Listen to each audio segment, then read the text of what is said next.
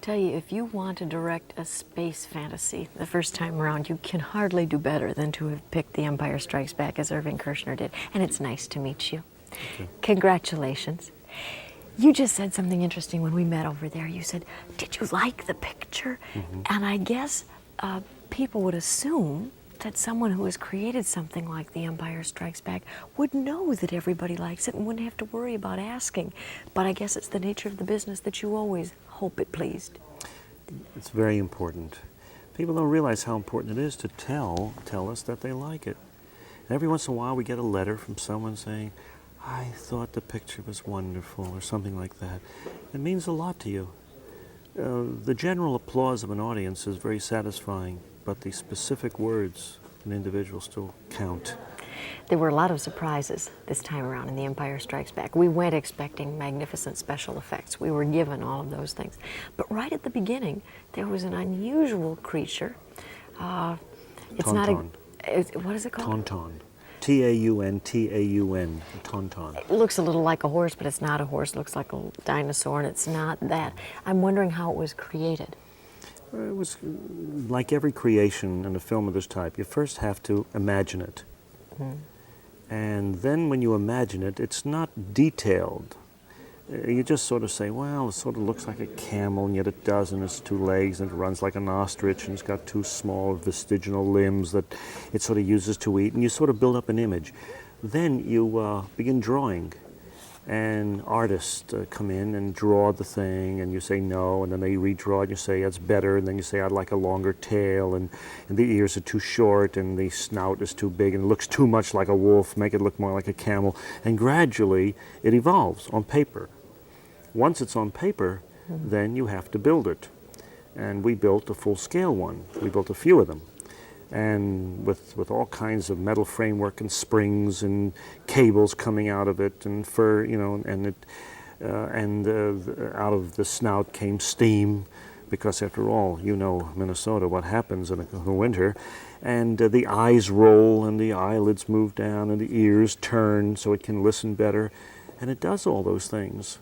It occurs to me as we sit here and talk about this remarkable, fantastical thing that we're talking about extremely technical, professional, talented people creating this kind of make-believe wonderland. You must have all had a ball.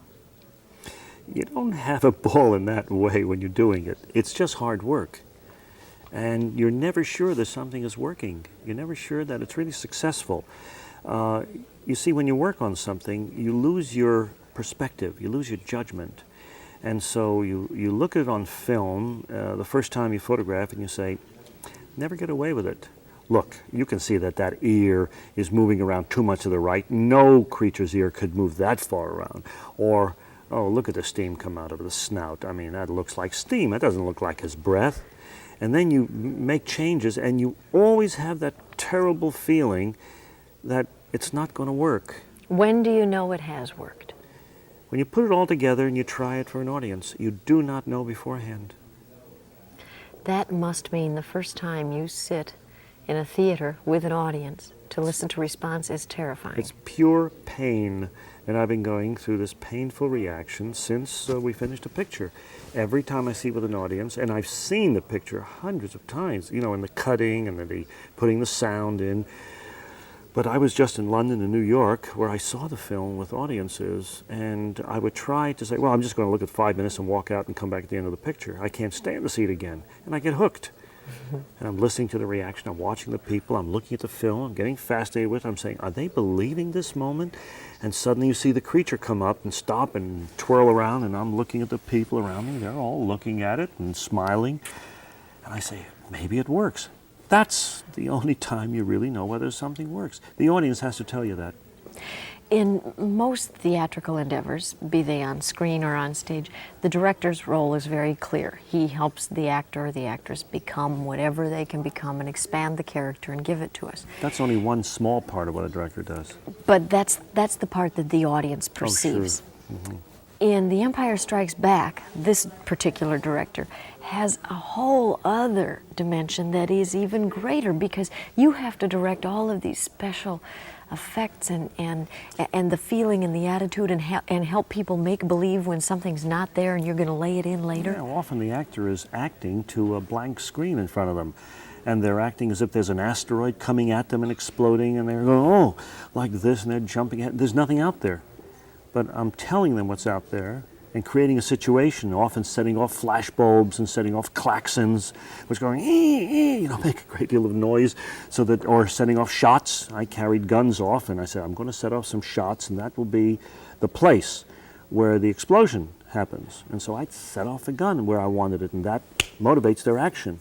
So you use every device possible to create the believability for them. But the integration of the special effects and the action and the characters, this is the part that that is the most difficult to achieve, because if it's not done well, the special effects won't work. They won't fit into the frame. Even if it's done well, the whole thing could be very mechanical. Including the actors, they can become very mechanical because they're acting with gadgets.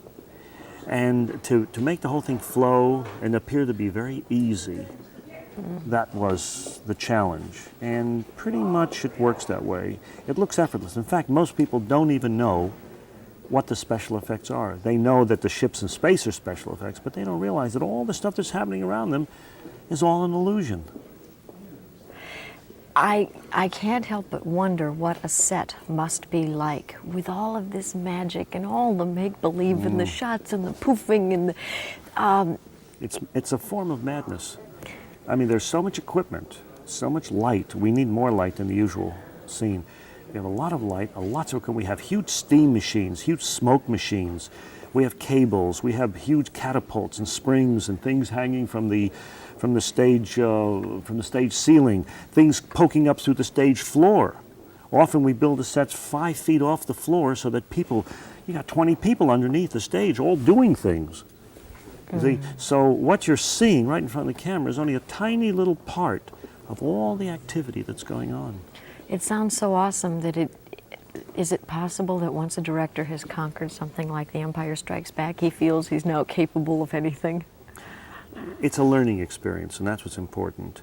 And the surprising thing is that all you've conquered is The Empire Strikes Back, because the next film has problems that are so unique that you have to start all over again. About the only thing you get from it is the feeling that you're capable of solving a problem. But it doesn't teach you how to solve the problem, unless you'd like to repeat yourself, which I don't. Now that you've seen the audience react, the ball is rolling. Are you happy? Are you satisfied? Not completely. I'd like to have another few months and clean up the picture a bit, make it even better. But you always have that feeling. So I have to say, yes, I guess I'm satisfied. Well, I'll tell you, you ought to be. It's Thank you. grand. It's nice to see you, Mr. Kirshner. Thank you. And we'll be right back. Stay with us.